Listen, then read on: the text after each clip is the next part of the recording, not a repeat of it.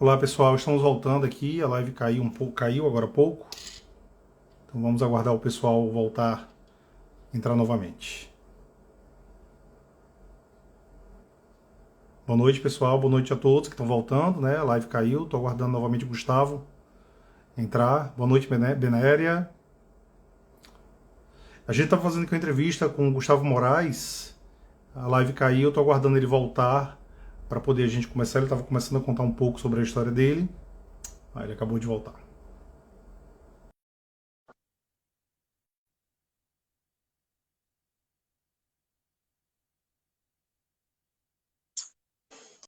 Olá Gustavo, vamos lá. Então vamos continuar. Acho, acho que agora vai, né? Agora vai. Então começa me contando um pouco sobre, como eu disse, fala quem você é, né? Começa a me contar um pouco da sua história, para poder o pessoal começar a entender que crescimento foi esse que você teve, né? Esse crescimento abrupto que você teve. Sim, sim. Bom, vou recomeçar aqui. Eu sou psicólogo, sou Gustavo Moraes, sou terapeuta cognitivo comportamental, neuropsicólogo ainda em formação, técnico em reabilitação na dependência química e recém-formado em resistência terapêutica, né? Importante salientar isso. Sim, sim. Eu me formei, Diego, no ano de 2020, 2020.1. E até então eu trabalhava na Defensoria Pública, aqui em Natal. Vou contar logo a história toda, posso? Fica à vontade. A live é sua. Eu trabalhava na Defensoria Pública durante toda a minha faculdade, que era com ela que eu conseguia custear a minha faculdade. E quando eu me formei, eu comecei a atender em Natal. Então eu tinha dois pacientes particulares, que era onde eu atendia no consultório do meu avô, que é psiquiatra. E aí surgiu uma. Vale salientar, desculpa Oi, interromper, desculpe claro. interromper, talvez um dos maiores nomes aqui da psiquiatria do Rio Grande do Norte, né? Dr. Maurilton, O extremamente conhecido. saudosíssimo doutor Maurício Moraes. Pois é. E ele me cedeu lá um espaçozinho para que eu pudesse atender, que eu agradeço demais por isso. Mas eu só tinha dois pacientes particulares. Eu estava morto e feliz com aquilo ali, né, Maria? Para quem estava recém-formado, tinha conseguido já dois pacientes, mas continuava lá na defensoria. Até que chegou um belo momento em que eu cheguei para minha namorada barra esposa. Nós não somos casados ainda, mas está perto disso acontecer. E que eu falei, minha filha, eu preciso cursar isso aqui, porque eu amo isso aqui, eu preciso me aprofundar nisso aqui, preciso viver isso aqui, respirar isso aqui. Vamos fazer o seguinte, você vai ficar aqui no meu lugar e eu vou me danar aí no meio do mundo para tentar cursar, terminar, né, de realizar esse sonho que era atuar como psicoterapeuta. E minha mãe, que está aqui presente, que eu já vi, ela é terapeuta ocupacional, lá de Açu. E ela já tinha alguns conhecimentos de clínica, de algumas pessoas. Meu filho, eu acho que você pode ter, né, um canto aqui que você possa ter, fazer os seus atendimentos. E aí eu fui. Eu fui, a princípio, para trabalhar lá na PAI, Associação de Pais e Mestres dos Excepcionais. E aí eu fui. Era um atendimento ainda na pandemia, né, aquele caos todo. E aí eu comecei a atender os pais do pessoal que era, de fato, cliente ali, né? Os pais que estavam super aperreados por causa da pandemia, com seus filhos em casa, aquele negócio todo. E foi ali onde eu tive vamos dizer, uma das primeiras experiências de psicoterapia, né? De atender os pais naquele sofrimento. E aí surgiu logo em seguida a oportunidade de ir trabalhar numa clínica lá em Açu. E aí eu fui, né? Para onde estava dando, eu estava indo. Super, super feliz, inclusive. E aí eu fui lá Salientando para essa o pessoal, clínica. salientando para quem não é do Rio Grande do Norte que tudo isso aqui são cidades do Rio Grande do Norte, né? Que Gustavo, Isso. em várias cidades, né, Gustavo? Não era uma única cidade, você trabalhou em várias. É. A princípio foi só a Sul. E aí comecei lá na PAI e em seguida lá na CMA. que é uma clínica lá de Açu. Sim. E aí parei assim rapaz, eu preciso me organizar aqui, preciso saber o que é que eu vou fazer, durante quanto tempo, qual é o meu objetivo aqui. E eu fiz, bom, como todo iniciante, eu vou começar com o plano de saúde, né? Lógico. Vou começar com o plano de saúde. Quero muito estudar mais para chamar mais a atenção do pessoal, para que o pessoal veja que eu sou competente, que eu sou bom, que eu sou hábil. E assim eu fiz. Comecei a atender por plano. E lá eu tive que deixar em parte Natal, né? Porque ficaria muito difícil de ficar indo e vindo. Mas mesmo assim eu continuei indo e vindo durante um bom tempo. Então eu vinha para atender aqui em Natal esses 2 pacientes, voltava para a Sul para trabalhar nesses outros 2 cantos. E um fato curioso é que eu vinha de ônibus, né? Vinha no ônibus da Nordeste. E vinha ouvindo muitas das vezes o podcast de Diego, né? Da Rádio Saúde, Diego e Stefano. E nessas vindas, eu, escutando o podcast, e você falando sobre resistência terapêutica e tudo mais, e sobre reatância. Que danada é reatância? Nunca vi isso na faculdade, nunca vi isso em livro nenhum. E comecei a tomar nota daquilo ali. Rapaz, isso aqui eu não conheço, não. Eu sou um cara que eu tenho muita dificuldade em não saber de alguma coisa, né? Eu preciso saber daquilo ali. E aí eu comecei a anotar, tomar nota, mas ainda não tinha condições de adentrar o curso, né? Enfim, continuando a história, comecei lá por plano de saúde e fiquei lá até mais ou menos junho com meus 3 pacientes particulares, né? Juntando com o Natal. Então, a maioria dos pacientes eram todos por plano. E eu estava muito, muito feliz. E foi quando no mês 6, O QRT começou no dia 19 de junho. 19 de junho. Ah, Eu só já tinha conseguido, né? Já tinha conseguido juntar um bom dinheirinho, já ter meu pé de meia. E Diego falou, rapaz, eu acho que agora é sua hora de entrar nesse curso. Rapaz, Diego, tô com medo, confesso a você, porque não é um dos investimentos mais baratos, né? Cá entre nós. Mas ele chegou para mim e disse, Gustavo, eu já ouvi falar o seu nome na faculdade e eu tenho certeza que esse curso vai se pagar sozinho.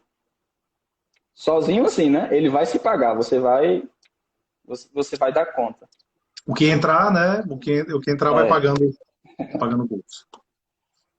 E aí eu entrei o curso, entrei de cabeça, estudando muito, lendo bastante, vendo as aulas. O Diego deixa tudo lá muito bem didático, muito, muito bem explicado. E comecei a colocar em prática no plano de saúde.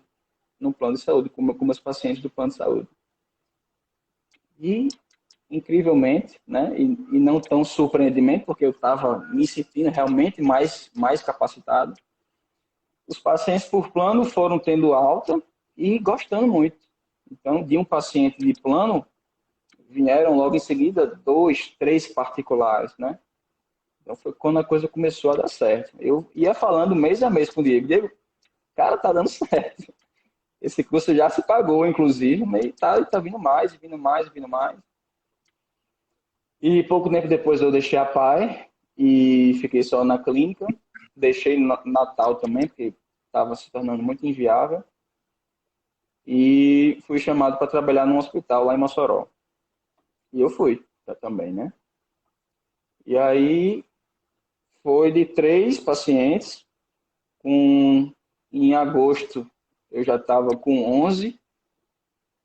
Em novembro já estava com dia 2 de novembro eu estava com 17 e no dia 19 de novembro já estava com 21 pacientes particulares. E aí foi quando cheguei para Diego, cara, deu certo. Deu certo demais. Deu certíssimo. Bom demais. E foi Gustavo, isso.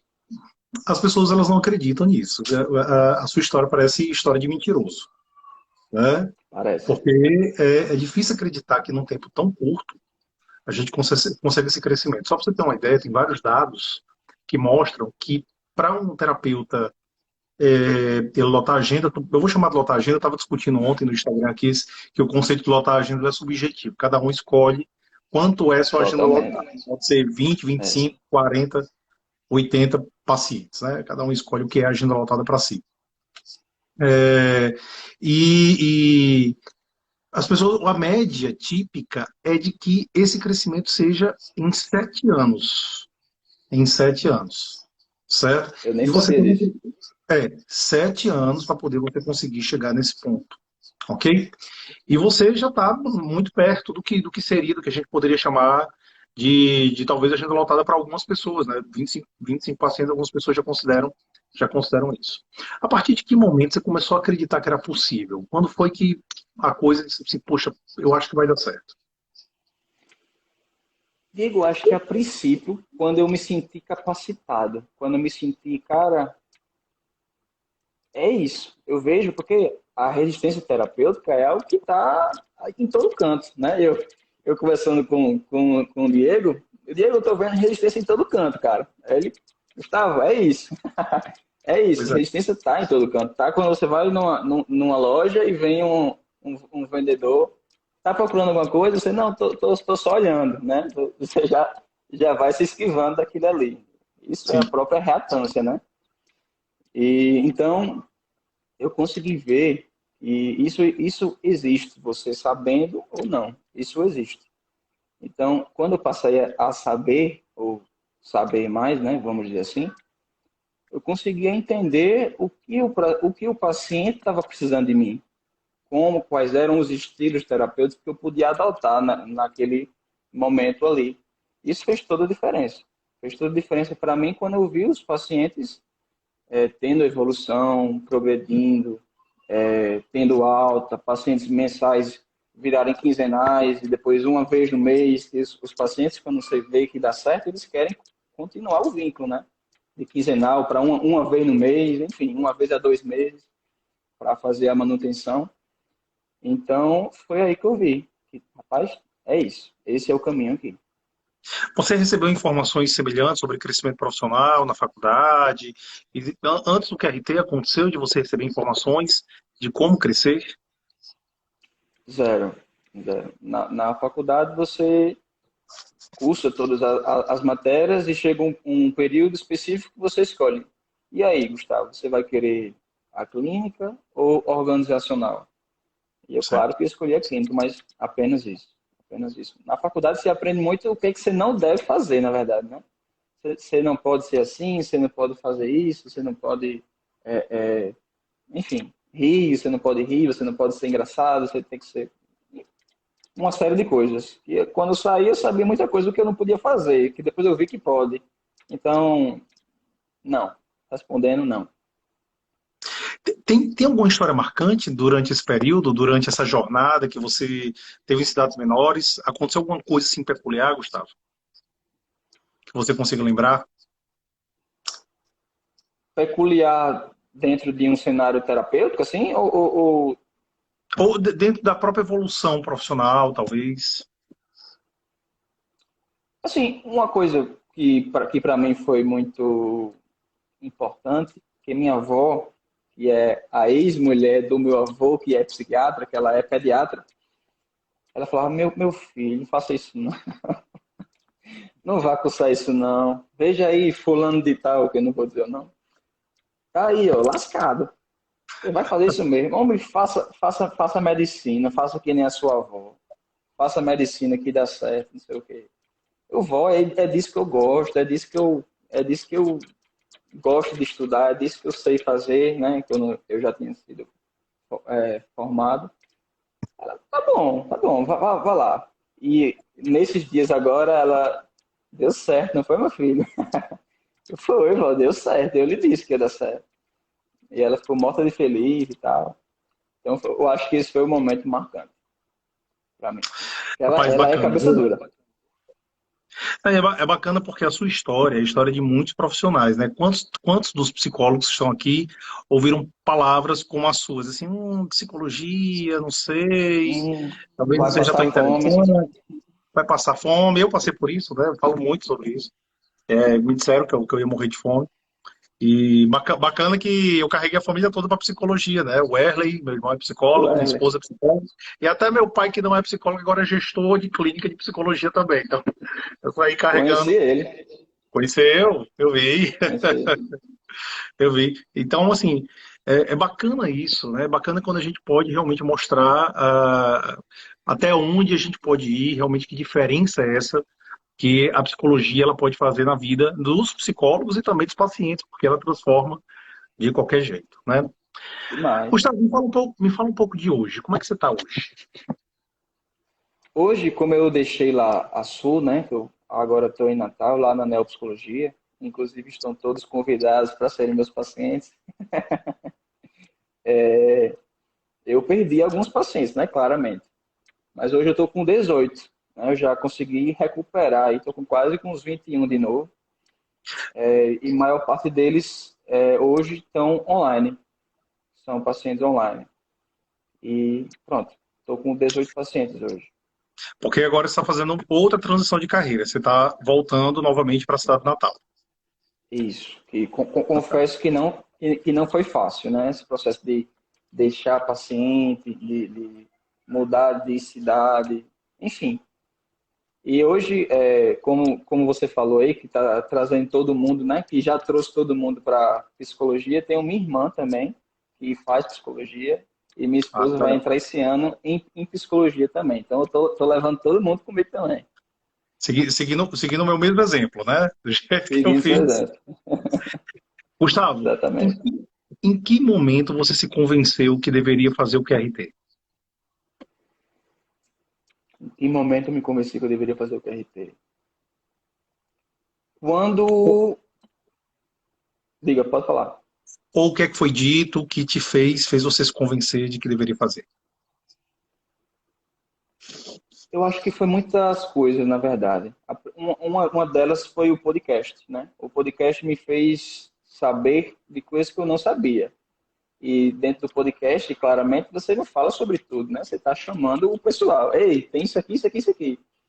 E pela minha curiosidade e pelos workshops que foram feitos, eu vi que tinha muitas coisas que faziam sentido dentro da prática clínica que eu não sabia e podia ser muito agregador. Eu já tinha visto que tinha mesmo, tinha muitas resistências, tinham pacientes com dificuldade de evolução pelo estilo linguístico, pela dificuldade de validação, enfim, muitos contextos que eu via que já acontecia mesmo sem fazer. E quando você viu que isso tinha e que tinha uma teoria em cima disso, eu fiz, é para aí que eu vou. Preciso saber disso aqui. Olha só, o Stefano está perguntando deixa eu só ver aqui. O atendimento online ajudou a ter muitos pacientes morando no interior. O atendimento online, ele se vincula bem com o pessoal que é de cidades menores? Eu vou dizer que não sei. Eu vou dizer que na minha experiência, os meus pacientes que são online, eles não eram nenhum do interior. Todos do interior, eles eram meus pacientes particulares de dentro da clínica. Então, eu acho que não sei. Vou dizer que não sei, tá? Mas a Gustavo, maioria dos meus pacientes online, eles são diversos, na verdade. Tem paciente de Goiânia, tem paciente do Rio Grande do Sul, de Natal, enfim. tem muita gente que acha que não dá para crescer em cidades menores, em cidades do interior, cidades menores, certo?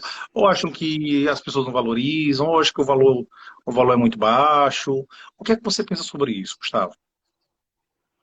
Eu acho que é mais uma resistência. Eu acho que é mais uma resistência. É muito possível, sim, crescer dentro do interior. E era um interior que eu não cresci nele, né? Assim, eu não morei nele. Era um interior que eu fui trabalhar. Minha mãe já morava lá há muitos anos. E Sim. eu ia visitá-la, mas não a ponto de ter muitos amigos. Eu tinha 2, 4 amigos assim, mas ninguém que me conhecesse, nem como psicólogo até. Mas quando eu fui e que os pacientes começaram a ver como era o meu trabalho e que estava dando certo, foi como eu disse, um paciente de plano chamou ele. Deu certo demais com meu filho. Aí vou te indicar para fulano. Aí veio. Começou a vir. e que, inclusive, eu acho que é muito mais fácil o processo de disseminação, de, ó, tem fulaninho lá na clínica tal, que deu certo para meu filho, né? Os processos de confiança, como é que eu posso dizer, de Estabelecimento de vínculo, espalhar, rapport. espalhar informação, né? As pessoas lá todas conhecem quase todo mundo, né? Isso é muito comum no interior, então fica mais fácil até, eu acho. Pela minha experiência, isso foi mais fácil. Gustavo, vamos falar um pouquinho agora do momento QRT, né? Já perguntei um pouco, Bora. perguntar um pouco mais. Difícil estudar resistência terapêutica? Diego, não, eu não acho difícil, não. Eu acho que foi um assunto super interessante. Claro, teve aulas que eu tive que ver 2, 3 vezes, mas tem aulas que eu vejo até hoje. Ontem eu estava aqui lavando a louça e estava vendo aqui uma aula, né? De novo, pela 10ª vez. Mas eu não acho difícil, não. São assuntos muito didáticos, muito bem explicados, assuntos que você vê, né? Quando você vai estudar sobre uma coisa que você não vê, talvez seja mais difícil. Então, eu via aquilo acontecer. Olha, Gustavo, um paciente que tem esse formato de comportamento, você vai ver isso, você pode fazer isso aqui. E eu fazia e estava certo. Então, eu acho super fácil. Super fácil. Só ler aqui um comentário que Volney acabou de colocar. Em qualquer cidade, seja Lá do ela grande interior. ou pequena. Oi? Não entendi. Lá do interior de Açu, ele. Olha só, coisa boa. Seja bem-vindo, Volney. Então, em qualquer cidade, seja ela grande ou pequena, a competência e a confiança do profissional são fundamentais. E isso Gustavo tem de sobra. Olha só, Gustavo, parabéns. Enchendo minha bola. Gustavo, no curso, o que é que pareceu fazer mais diferença para você? O que foi aquilo que tocou de maneira diferente e realmente fez muita diferença no aprendizado? Essa resposta para mim vai ser fácil, porque isso é bem claro para mim. Para mim, o que fez mais diferença foi entender sobre os estilos terapêuticos, Sim, sobre as dimensões de resistência, né, quais eram as resistências que existem dentro de uma prática clínica, e um termozinho que eu sou fascinado hoje, que é heurística. sim. Esses 3 termos, para mim, hoje fazem um sentido imenso dentro da prática clínica. Então, É, eu acho que é, são esses 3. é engraçado, né? Como são conceitos que a gente não escuta de forma nenhuma na faculdade, escuta zero De na jeito faculdade. nenhum. E, por exemplo, heurística, a gente está falando de economia comportamental, né? É referência à economia comportamental, que se aplica muito facilmente ao processo psicoterápico. E, o Kahneman, ele é somente prêmio Nobel de economia. Somente isso, entendeu? E Eu a digo gente, isso a todo mundo.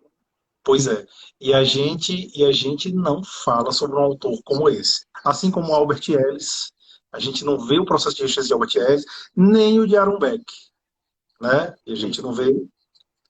Pois é, o João está Exatamente. dizendo, eu não escutei na faculdade.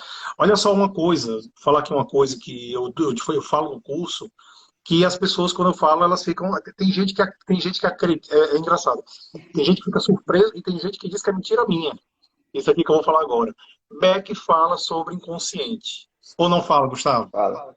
Fala sim. Beck, Fala sobre o Beck inconsciente. fala sobre inconsciente. Aaron Beck, da terapia cognitivo comportamental, ele fala sobre, e ele não só fala, como ele tem um modelo de estrutura da consciência, assim como Freud também. Tá? Eu E é já bem escutei semelhante até, né? isso, tem uma pequena diferença, né? Mas é bem semelhante. Agora, em dezembro, eu, conversando com uma colega que não conhecia nada do QRT, eu comentei com ela, ela disse assim, não é verdade. Eu disse, eu estou dizendo a você. Ela disse, não é verdade. Eu disse, eu estou falando, eu tenho material de leitura. Ela disse, quem escreveu deve estar enganado. Eu falei, quem escreveu foi Aaron Beck. O próprio, Apenas Aaron Beck. somente ele que escreveu. E as pessoas não acreditam. Porque não, olha só, nem sabia que interessante. Existe, ele fala sobre inconsciente. Beck, ele tem livros extremamente filosóficos da psicologia. E a gente não vê, a gente vê os livros mais técnicos, né, que foram traduzidos para o Brasil. Pessoal, olha só. não foi traduzido nem 50% dos livros de TCC para o Brasil.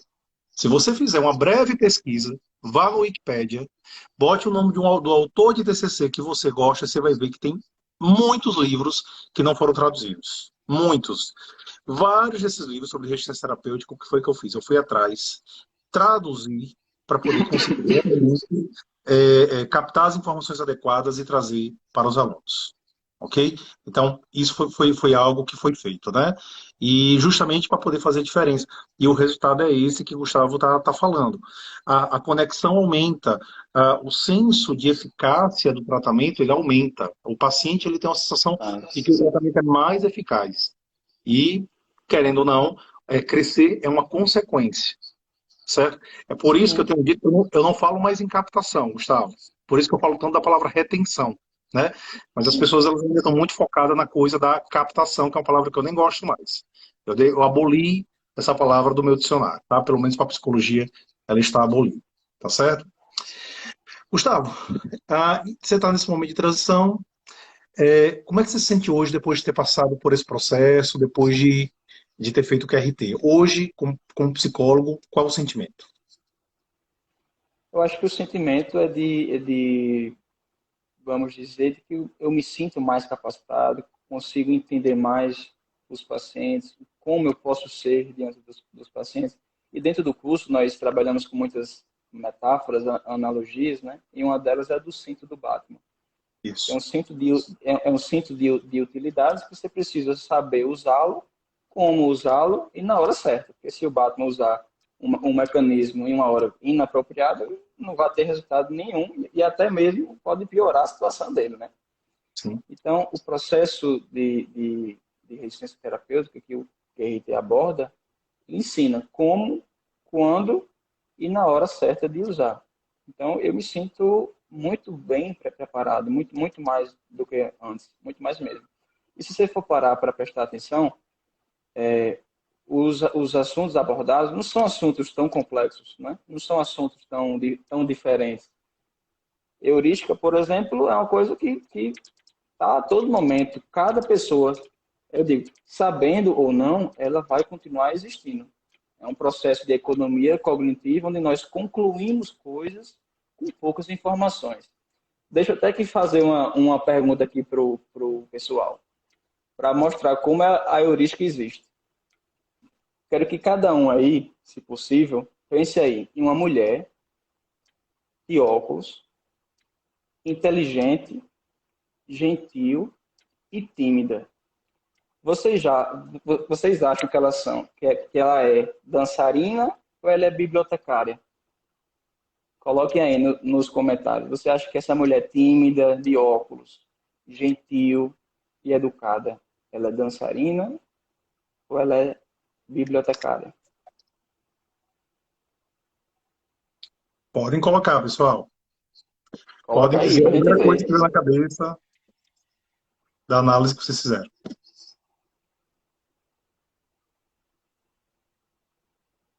Tem que ser rápido. Heurística é ligeiro, né? Já colocaram aqui, ó, bibliotecária. Pois é, o nome dessa heurística é heurística de representatividade, né? Então, nós concluímos coisas com poucas informações. Porque se nós Isso. fôssemos gastar a energia necessária para ter essa conclusão exata e racional, a gente teria que fazer um artigo científico, né? Pegar os dados de todas as mulheres que são bibliotecárias, todas que são dançarinas, mas o nosso cérebro, ele comprime isso. Ele fala, não, isso aqui você não pode gastar energia com isso. Então, você vai concluir isso aqui logo e, muitas das vezes, essa conclusão ela é deficitária, inexata. Exatamente. Pode trazer prejuízo, sim, para a gente. Então, a heurística, como vários outros, são temas que estão no nosso cotidiano, ainda mais dentro da prática clínica. Então, E tem uma não relação são coisas direta com o difíceis. processo. E tem uma relação direta com o processo de tomada de decisão, né? Então, também, por exemplo, as pessoas fizeram uma escolha a partir de uma heurística da representatividade.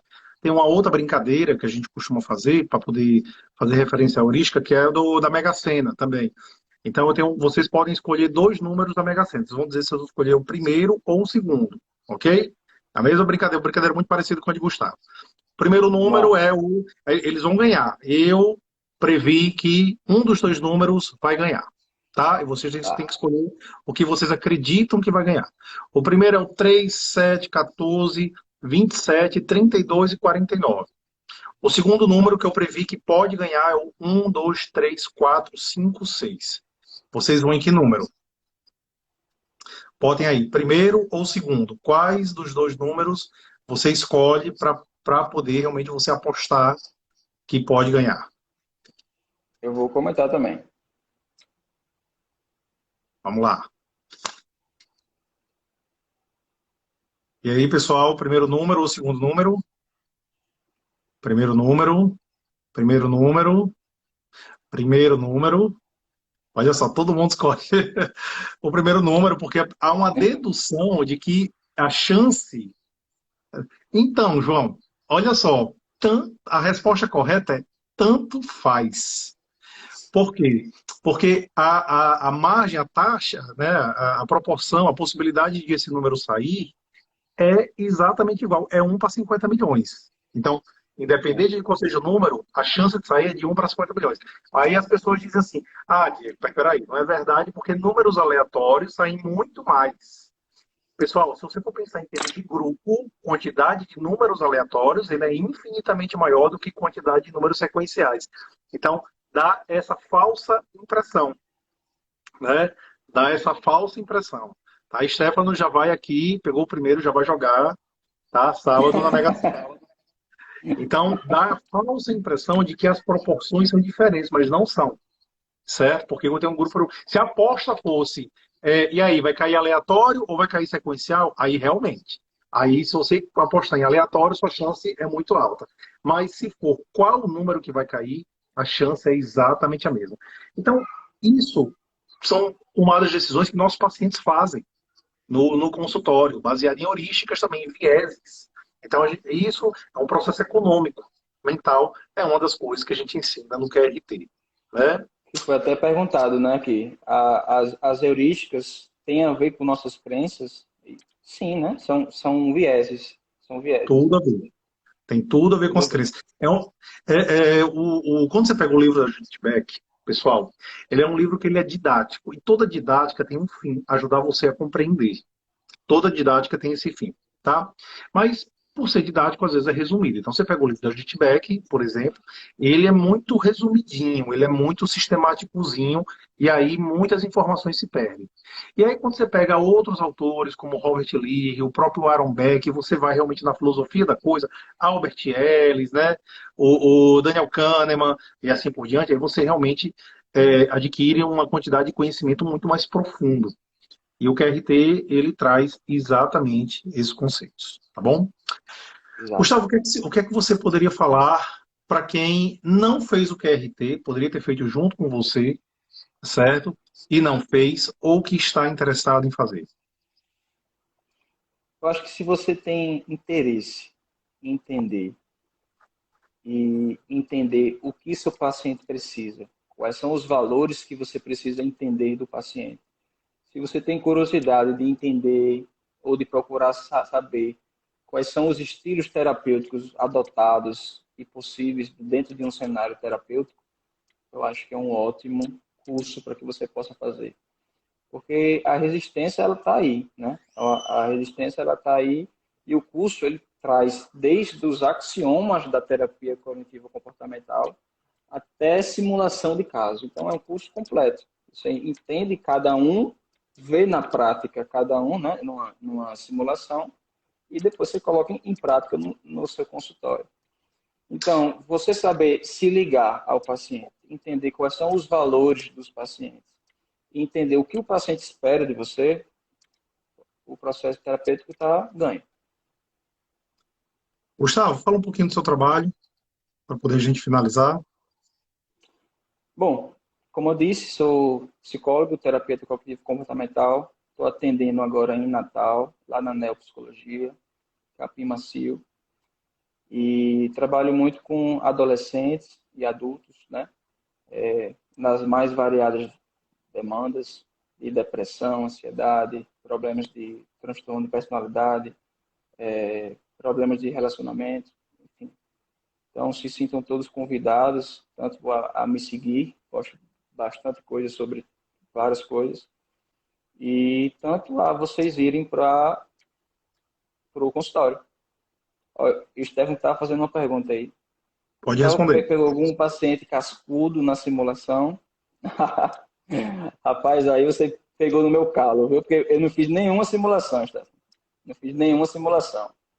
Eu confesso que tenho e venho vencendo cada vez mais esse processo de estar aqui, à frente de uma câmera. Não é uma coisa que eu gosto muito, mas eu vejo que é importante e vejo que é uma barreira a ser vencida e venho vencendo cada vez mais. Mas eu não fiz, não. Mas na prática clínica, sim, um monte. E Deixa eu sei explicar lidar para o com pessoal eles. deixa eu explicar para o pessoal o que é simulação de casos clínicos. No curso, a gente tem aulas gravadas e temos aulas ao vivo. E uma parte das aulas ao vivo ela é uma simulação. As pessoas elas vão, primeiro eu atendo para elas verem o processo de resistência, como é o manejo clínico, e depois elas vão me atender. E eu começo com uma resistênciazinha, depois uma resistência um pouco maior, até pegar na última aula casos bem Cascudíssimos. pesados, cascudíssimos, né? Então a pessoa ela vai melhorando, ela vai evoluindo a sua capacidade de atendimento a partir daí. Entendeu? Então, essas são as simulações de casos clínicos. Pessoal, olha só. A gente essa live aqui é uma live de aquecimento para a Semana do Psicólogo Referência, que vai acontecer entre os dias 7 e 14 de fevereiro. Então, se você quer entender um pouco mais sobre esse conceito de resistência terapêutica, quer ver como esses conceitos podem fazer diferença na sua vida profissional, se inscreva na Semana do Psicólogo Referência. É só clicar no link da bio que você fará a inscrição. Evento gratuito, evento online. A gente vai ter aulas de revisão, inclusive. Então, vocês vão assistir a gravação e vai ter lives comigo, onde eu vou poder estar tirando dúvidas com vocês, ok? Então, por gentileza, vão lá. Pessoal, compartilhe essa live. Se você gostou, comenta a live, certo? Diga o que você pensou, ou coloque dúvidas acerca do que eu e Gustavo conversamos, que eu vou te responder. Tá ok? João já se inscreveu, viu? Opa! Obrigado, João. Tenho certeza que você vai gostar, meu amigo. Então, pessoal, se inscreva lá e se tem dúvidas a respeito dessa live, de qualquer coisa que foi comentada, coloca lá que a gente vai responder para você. Como o Stefano aqui está dizendo, a minissérie está de volta. Vocês vão poder ver o véi Vinícius mais uma vez. Ok? Vocês vão Pois é amar. isso. Uma boa noite a todos e nos vemos na próxima live. Até mais, Obrigado, pessoal. Boa Gustavo. noite a todos. Eu que agradeço, Diego. Até a próxima, amigo. Até mais. Tchau. Tchau, tchau.